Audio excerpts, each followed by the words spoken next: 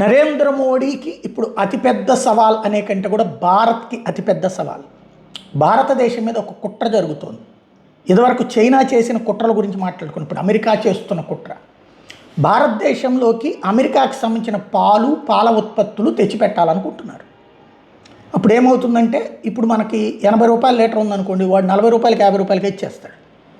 మనకి ఇక్కడ నెయ్యి ఎట్లాంటిది 400 500 ఉందనుకోండి, వాడు 200కి 300కి ఇచ్చేస్తాడు. మనం ఏం చేస్తాం, ఫస్ట్ తక్కువ రేటుకి వస్తుంది, వీళ్ళు చాలా ఫ్లేవరు స్మెల్స్ గిల్స్ పబ్లిసిటీ బాగా చేస్తారు, అవి కొనుక్కుంటాం.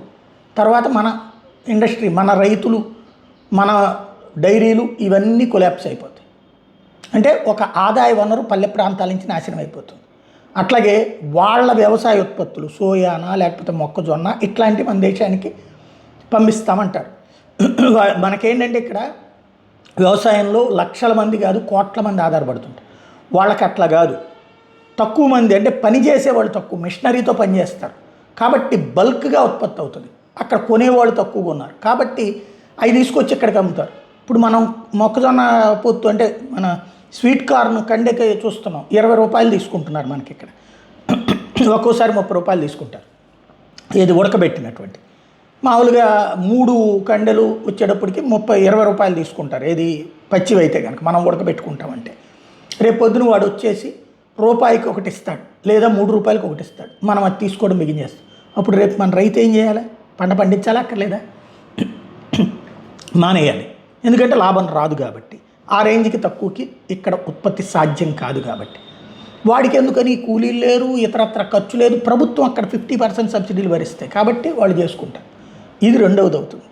అట్లాగే విత్తనాలు, వాళ్ళ విత్తనాలు మన దేశంలో వాడాలి.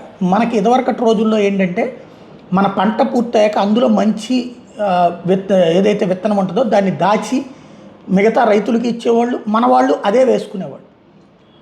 ఈ మన్సాంటో విత్తనాలు వచ్చాక మన నాటు విత్తనాలని వద్దని చెప్పేసేసి ఆ విత్తనాలు వాడడం మిగించేసి మన విత్తనం నుంచి కొత్త విత్తనం వస్తుంది. ఈ మన్సాంటో కానీ లేకపోతే ఇప్పుడు అమెరికా వాళ్ళ విత్తనం నుంచి విత్తనం రాదు, అది పంట అంతవరకు. అంటే అప్పుడు విత్తనాల కోసం ఖచ్చితంగా అమెరికా మీద డిపెండ్ అవ్వాలి. ఇప్పుడు ఇదివరకు బీటీ విత్తనాలు, ఇప్పుడు బీటీ విత్తనాల కోసం ఎప్పుడు గొడవ ఎందుకు జరుగుతుంటుంది, కరెక్ట్గా ఆ టైంకి కావాలని అది బ్లాక్ చేస్తాడు, రేటు పెంచేస్తాడు, ఒక్కసారిగా సచ్చినట్టు కొనుక్కోవాలి. ఆ పరిస్థితి భవిష్యత్తులో మన రైతులు నిరికించాలనుకుంటున్నాడు. ఈ మూడింటిని నరేంద్ర మోడీ ఆపుతున్నాడు. ఆ మూడింటికి సంబంధించినటువంటి అంశాల మూలంగానే ట్రేడ్ అగ్రిమెంట్ ఆగిపోయింది. అవి విచ్చలవిడిగా వదిలిపెడతానంటే మనం అంగీకరించట్లేదు, దానికి భారీ సుంకాలు వేస్తున్నాం. కాబట్టి ఇప్పుడు రష్యా పెట్రోల్ కొంటున్నామన్నటువంటి పేరుతో మన నెత్తిన భారీగా డబ్బులు వేసి 500% పన్నులు వేస్తాం అనేటటువంటి పాయింట్ ద్వారా మనల్ని కంట్రోల్కి తేవాలనుకుంటున్నాం. ఇక్కడ ఇంకో లెక్క ఉంది, రష్యా నుండి ఆయిల్ కొనడం వల్ల మనం ఇవాళ 100-110 రూపాయల రేంజ్లో పెట్రోల్ కొనం. వాస్తవంగా అయితే 80 రూపాయలే, ఇది 90 రూపాయలే రావాలి మనకి, కేంద్ర ప్రభుత్వం వేసిన లెక్కల ప్రకారం. మన రాష్ట్రాలు మిగతా తింటున్నాయి 100-110 ఇక్కడ మనకి నడుస్తుంది. ఇది వాడి ప్రకారం లెక్కేసుకుంటే అమెరికా వాడి దగ్గర ఆయిల్ అంటే రష్యా దగ్గర నుంచి ఆయిల్ కొనడం మానేస్తే 250-300 రూపాయలకు కొనాలి. అప్పుడు ఏమైపోతుంది అంటే మన ప్రయోజనాలు నాశనం చేస్తేనే వాడిని బాగు చేయమంటాడు.